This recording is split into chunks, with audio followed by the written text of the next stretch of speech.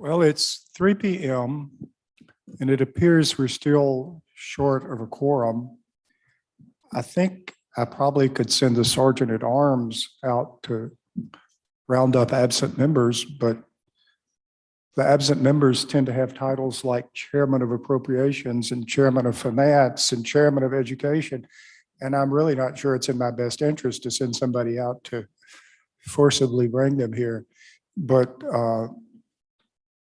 could members of the committee or hangers on see if there are any likely suspects?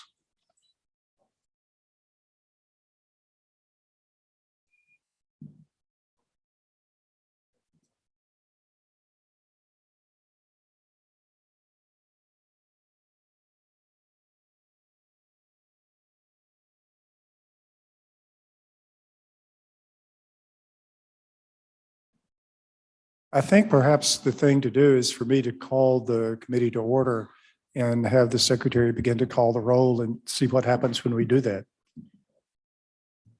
Bryan, Here, Parker, Barnett, Blackman, Blackwell, Blunt, Kaufman, DeBar, Fillingane, Frazier, Harkins, Hobson, Horn, McMahon, Parks, Polk, Tate, Wiggins.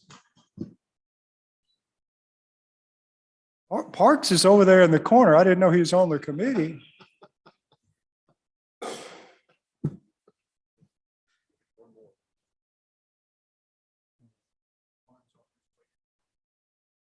Who's on his way?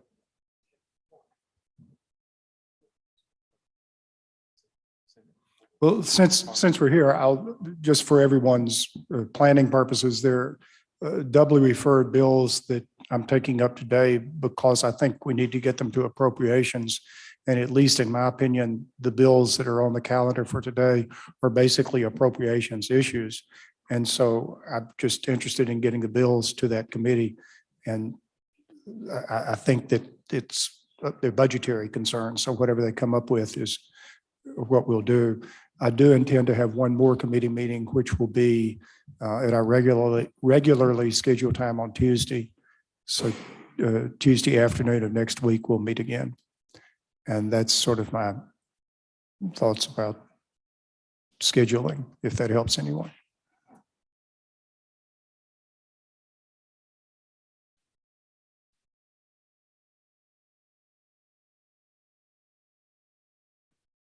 Looky, looky.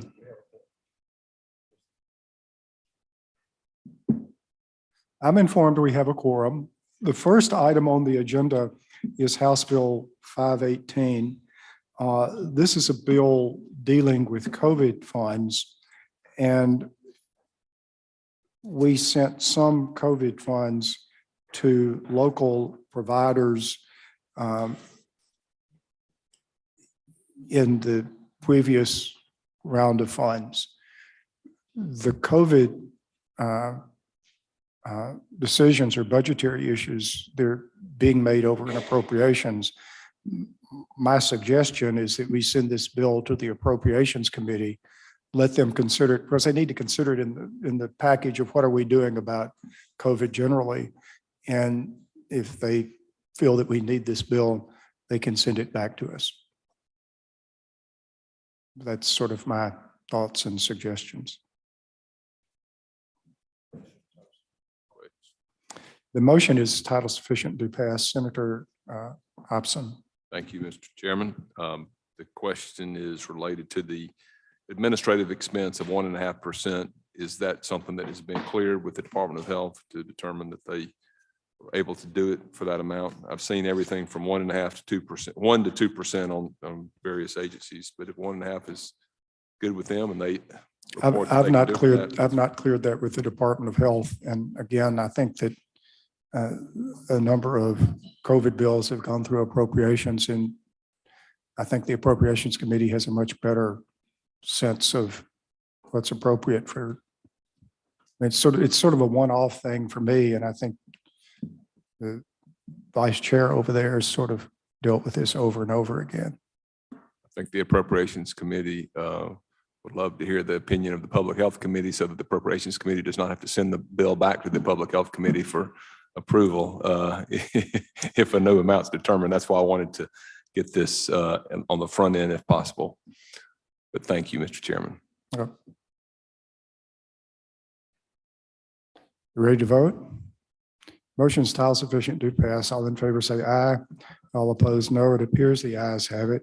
The ayes have it. The next item on the agenda is a rural dentist scholarship program.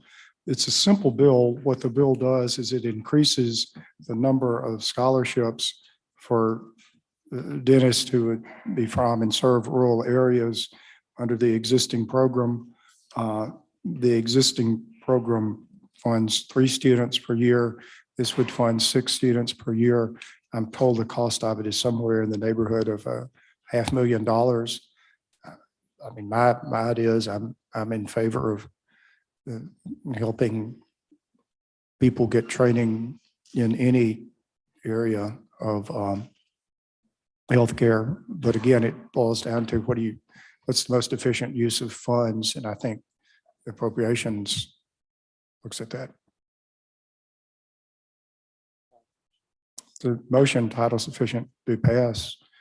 All in favor say aye. No, the ayes appear to have it. The ayes have it. House Bill 584 is also a doubly referred bill. And this deals with grants to community qualified health centers. And there are 21 of them around the state. They are of varying sizes and on and on. In the past,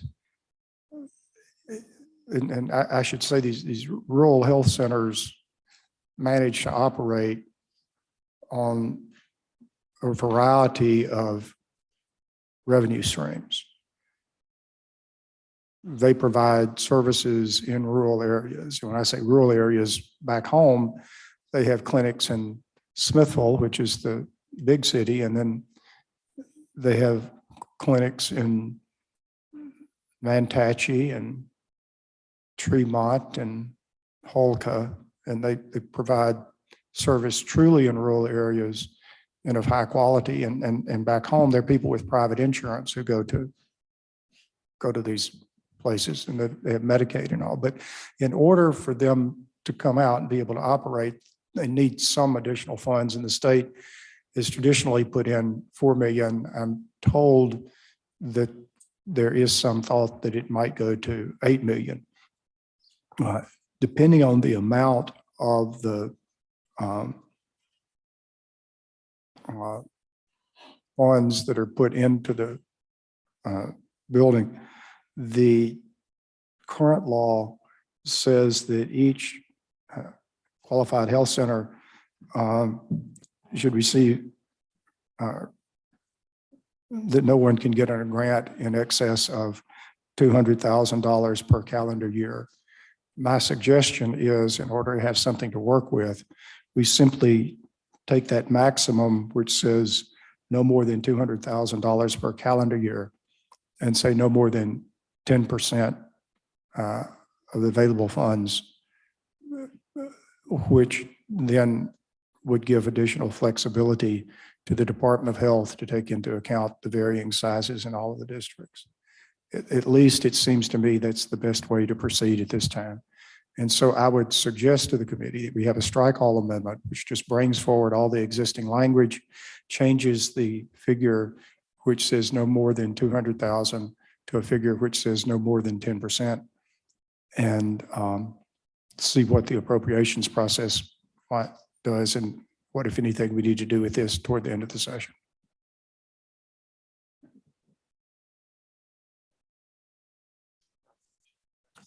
We need to pass the amendment first. Oh, Senator Parker moves we adopt the strike all. Are you in favor? All in favor say aye. All opposed, no. The ayes have it. I didn't think I thought he had forgotten his lines. I mean, what's, yeah. Senator Parker moves title sufficient to pass as amended. All in favor say aye. All opposed, no. The ayes appear to have it. The ayes have it. Thank you for coming. I think it was important to get these bills out of committee today. As I say, we'll meet again Tuesday. And Senator Parker moves as we rise and report. Aye, the ayes have it.